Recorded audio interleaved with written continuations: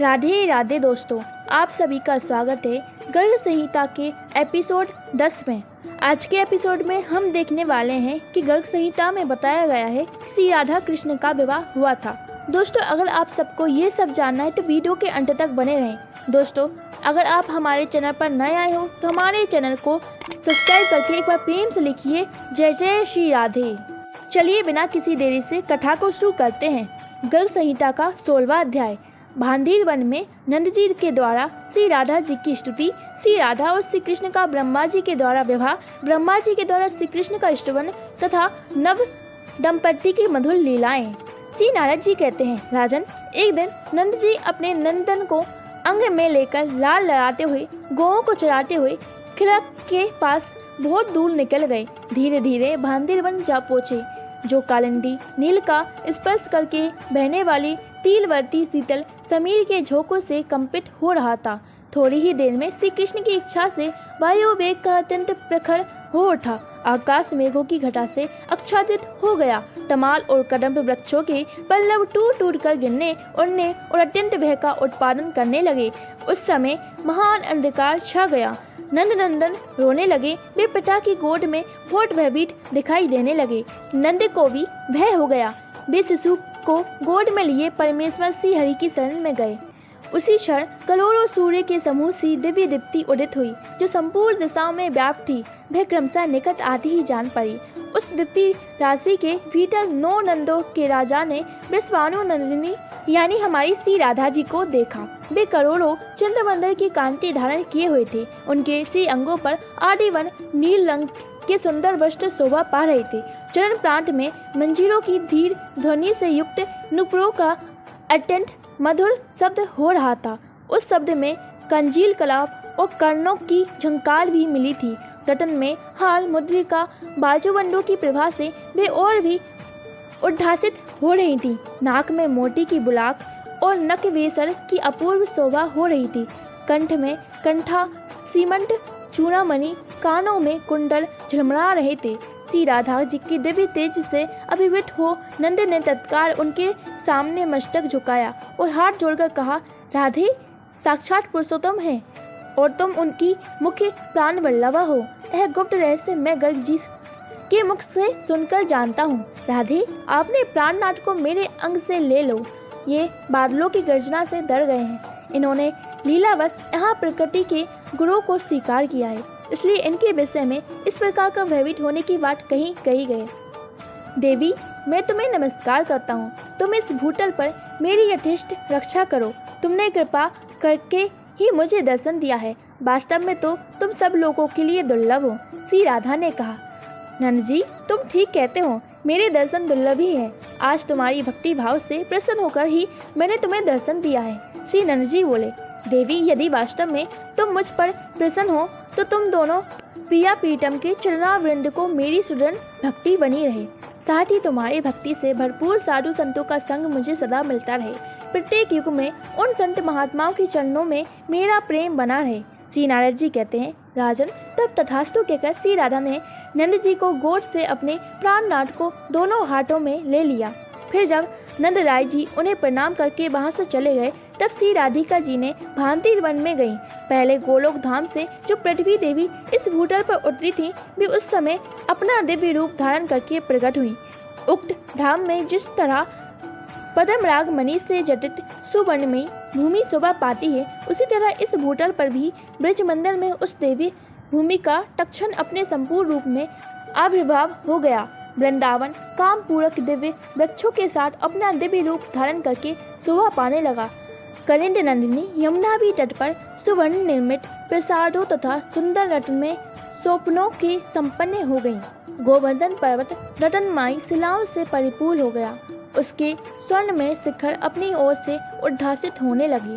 राजन, मठ वाले भ्रमरों तथा झरनों से सुशोभित कंडलाओं द्वारा वह पर्वतराज अत्यंत ऊंचे अंग वाले गजराज की भांति सुशोभित हो रहा था। उस समय वृंदावन के निकुंज ने अपना दिव्य रूप प्रकट किया। उसमें सभा भवन, प्रांगण एवं दिव्य मंडप शोभा पाने लगे। बसंत ऋतु की सारी मधुरिमा वहाँ अभिव्यक्त हो गई। मधुपों, मयूरों, कपोटों और कोकिलाओं के कलरव सुनाई देने लगे। निकुंजवर्ती दिव्य मंडपों के शिखर सुवर्ण रत्न आदि से खंडित कलशों से अलंकृत थे। सब ओर फैलाती हुई पताकाओं उनकी शोभा बढ़ाती थीं। वहाँ एक सुंदर सरोवर प्रकट हुआ, जहाँ सुवर्ण में ही सुंदर सरोज खिले हुए थे और उन सरोजों पर बैठी हुई मधुपावालियाँ उनके मधुर मकरंद का पान कर रही थीं। दिव्य धाम की शोभा का अवतरण होते ही साक्षात पुरुषोत्तम घनश्याम भगवान श्री कृष्ण किशोर अवस्था के अनुरूप दिव्य देह धारण करके श्री राधा के सम्मुख खड़े हो गए। उनके श्री अंगों पर पीताम्बर शोभा पा रही थी। कौस्तुभ मणि से विभूषित, हाथों में बंसी धारण किए वे नंदन राशि मंथमों कामदेवों को मोहित करने वाले उनके मधुर सी मुस्कान, उन्होंने हंसते हुए प्रियतमा का हाथ अपने हाथ में थाम लिया और उनके साथ विवाह मंडप में प्रविष्ट हुए। उस मंडप में विवाह की सब सामग्री का संग्रह करके रखी गई थी। मेखला, कुसा, सप्तमृतिका, जल से भरे कलश आदि उस मंडप में शोभा बढ़ा रहे थे। वहीं एक श्रेष्ठ सिंहासन प्रकट हुआ, जिस पर वे दोनों प्रिया प्रियतम एक दूसरे से सटकर विराजित हो गए, अपनी दिव्य शोभा का प्रसार करने लगे। वे दोनों एक दूसरे से मीठी मीठी बातें करते हुए मेघ विद्युत की भांति अपने प्रवाह से उद्दीप्त हो रहे थे। उस समय देवताओं के श्रेष्ठ विधाता भगवान ब्रह्मा आकाश से उतरकर परमात्मा श्री कृष्ण के सम्मुख आए। उन दोनों ने चरणों में प्रणाम करके हाथ जोड़कर कामनीय वाणी द्वारा चारों मुखों से मनोहर स्तुति करने लगे। श्री ब्रह्मा जी बोले, प्रभु, आप सबके आदि कारण हैं, किंतु आपका कोई आदि अंत नहीं। आप समस्त पुरुषोत्तम में उत्तम हैं। अपने भक्तों पर सदा वात्सल्य भाव रखने वाले उस श्री कृष्ण नाम से व्याख्यात हैं। अगणित ब्रह्मांडों के पालक पति हैं। ऐसे आप परातत्पर प्रभु श्री राधा प्राण वल्लभ श्री कृष्ण चंद्र की मैं शरण लेता हूँ। आप गोलोक धाम के अधिनाथ हैं। आपकी लीलाओं का कहीं अंत नहीं है। आपके साथ ही लीलावती श्री राधा रानी अपने लोक नित्य धाम में ललित लीलाएं करती हैं। जब आप ही वैकुंठ नाथ के रूपों में विराजमान होते हैं, तब ये विश्वानु नंदिनी ही लक्ष्मी के रूप में सुशोभित होती हैं। जब आप श्री रामचंद्र के रूप में भूतल पर अवतीर्ण होते हैं, तब ये जनक नंदिनी सीता के रूप में आपकी सेवा करती हैं। आप श्री विष्णु हैं और ये कमला वासिनी कमला है। जब आप यज्ञ पुरुष का अवतार धारण करते हैं, तब ये श्री जी आपके साथ दक्षिणा रूप में निवास करती हैं। आप पति शिरोमणि हैं, तो ये पत्नियों में प्रधान हैं। आप नरसिंह हैं, तो ये आपके हृदय में रमा रूप में निवास करती हैं। आप ही नर नारायण के रूप में रहकर तपस्या करते हैं। उस समय आपके साथ ये परम शांति के रूप में विराजमान होती हैं। आप जहाँ जिस रूप में रहते हैं, वहाँ तदनुरूप देह धारण करके यह छाया की भांति आपके साथ रहती हैं। आप ब्रह्मा है, तो ये तटस्था प्रकृति है। आप जब काल रूप में स्थित होते हैं, तब इन्हें प्रधान प्रकृति के रूप में जाना जाता है। जब आप जगत के अंकुल महान महत्व रूप में स्थित होते हैं, तब श्री राधा सगुना माया रूप में स्थित होती हैं। जब आप मन, बुद्धि, चित्त और अहंकार इन चारों अंतःकरणों से साथ अंतरात्मा रूप में स्थित होते हैं, तब ये श्री राधा रक्षणावृत्ति के रूप में विराजमान होती हैं। जब आप विराट रूप में धारण करते हैं, तो ये अखिल भूमंडल में धारणा कहलाती हैं। हे पुरुषोत्तम, आपकी श्याम और गौर दुविध तेज सर्वत्र विदित हैं। आप गोलोक धाम के अधिपति परातत्पर परमेश्वर हैं। मैं आपकी शरण लेता हूँ। जो इस श्रीगण रूपी की उत्तम स्तुति का सदा पाठ करता है, वह समस्त धामों में श्रेष्ठ गोलोक धाम को जाता है और इस लोक में भी उसे संभवतः सौंदर्य, समृद्धि, सिद्धियों की प्राप्ति होती है। यद्यपि आप दोनों नित्य दंपति हैं और परस्पर प्रीति से परिपूर्ण रहते हैं, परातत्पर होते हुए भी एक दूसरे से अनुरूप रूप धारण करके लीला विलास करते हैं। तदपि मैं लोक व्यवहार की सिद्धि या लोक संग्रह के लिए आप दोनों की वैवाहिक विधि संपन्न कराऊंगा। श्री नारद जी कहते हैं, राजन, इस प्रकार स्तुति करके ब्रह्मा जी ने उठकर कुंड में अग्नि प्रज्वलित की और अग्निदेव के सम्मुख बैठे हुए उन दोनों प्रिया प्रियतम वैदिक विधि विधान से पानी ग्रहण संस्कार की विधि पूरी की। यह सब करके ब्रह्मा जी खड़े होकर श्री हरि राधिका जी से अग्निदेव की 7 परिक्रमा करवाई। तदंतर उन दोनों प्रणाम करके वेद वेदा विधानों से इन दोनों 7 मंत्र पढ़वाए।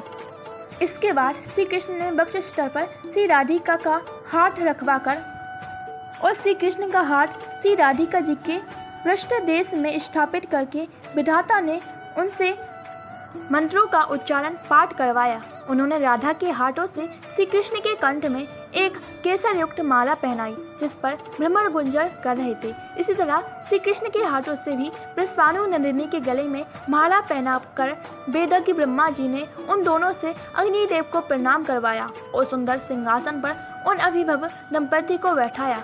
वे दोनों हाथ जोड़े मौन रहे।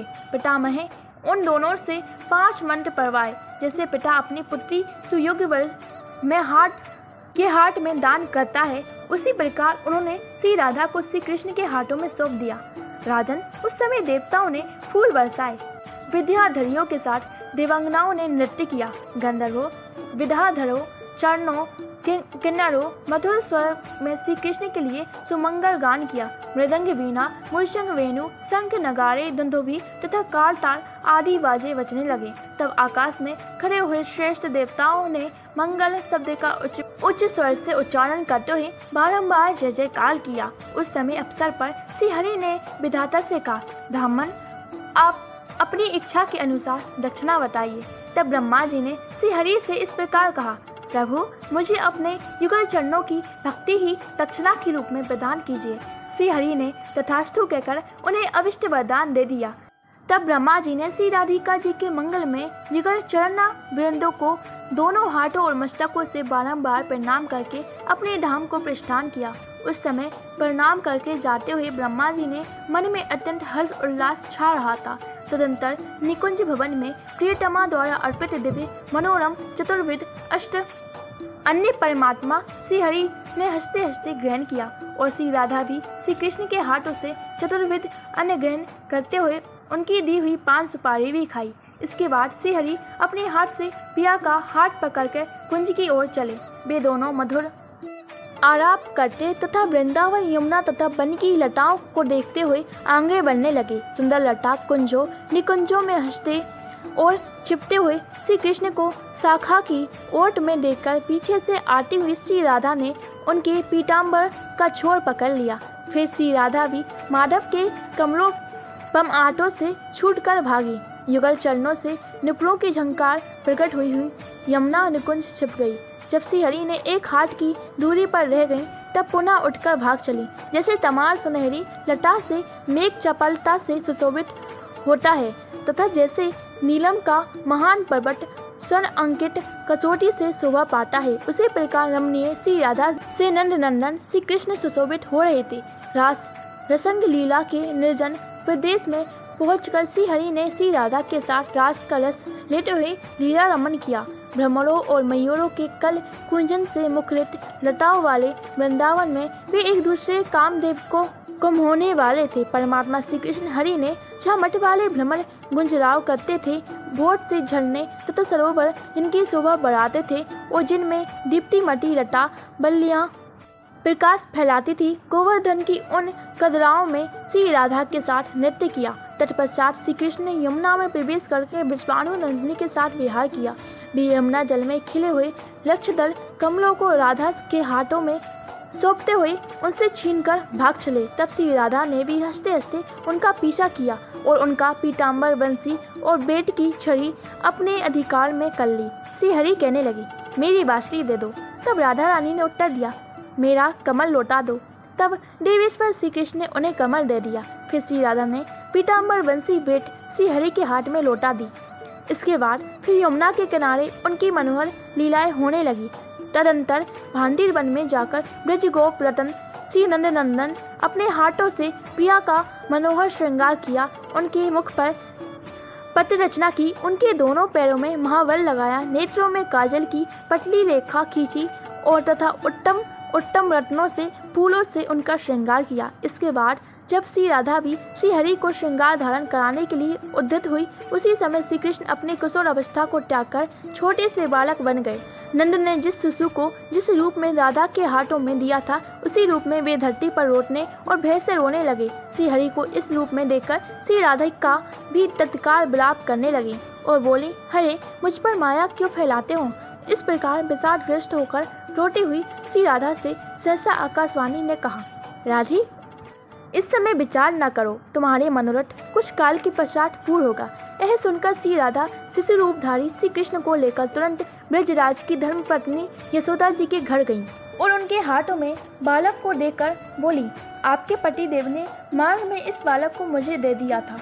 उस समय नंद गृहिणी ने श्री राधा से कहा, वृषभानु नंदिनी राधे, तुम धन्य हो, क्योंकि तुमने इस समय जब भी आकाश मेघों की घटा से अक्षुण्ण है वन के भीतर भयभीत हुए मेरे नन्हे से लाला की पूरी तरह रक्षा की है। यूँ कहकर नंद नंदिनी ने श्री राधा का भली भांति सत्कार किया, उनके सद्गुणों की प्रशंसा की। इससे वृषभानु नंदिनी श्री राधा बड़ी ही प्रसन्नता हुई। वे यशोदा जी की आज्ञा ले धीरे धीरे अपने घर की ओर चली गईं।